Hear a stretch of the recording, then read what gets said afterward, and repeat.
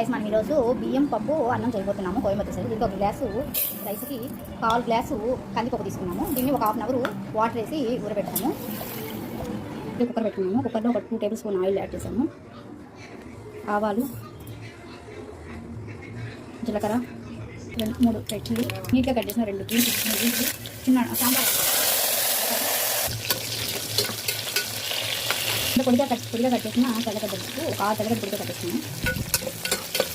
చేసిన టమాటా పక్కన వేసుకుంటాము. కొంచెం కరివేపాకు, ఒక 2 table spoon red chilli powder, కారాన్ని తగ్గ యాడ్ చేసుకోండి. పసుపు 2 స్పూన్, టేస్ట్కి తగ్గ సాల్ట్, 1 టేబుల్ స్పూన్ వచ్చి సాంబార్ పౌడర్, 1 గ్లాస్ బియ్యానికి వచ్చి 3 గ్లాసులు నీళ్ళు యాడ్ చేస్తాము. అంటే పప్పు 1 గ్లాస్ యాడ్ చేస్తాం కదా, దానివల్ల యాడ్ చేస్తాము. పెట్టాము. ఒక 3 విజిల్ వచ్చేసి వెయిట్ చేస్తాము. 3 విజిల్ వచ్చేసి ఓపెన్ చేస్తున్నాము. అసలు పప్పు రెడీ అయిపోయింది. ఇంకా కొంచెం లైట్గా నీళ్ళు వేస్తున్నాము. కొత్తిమీర చేస్తాము.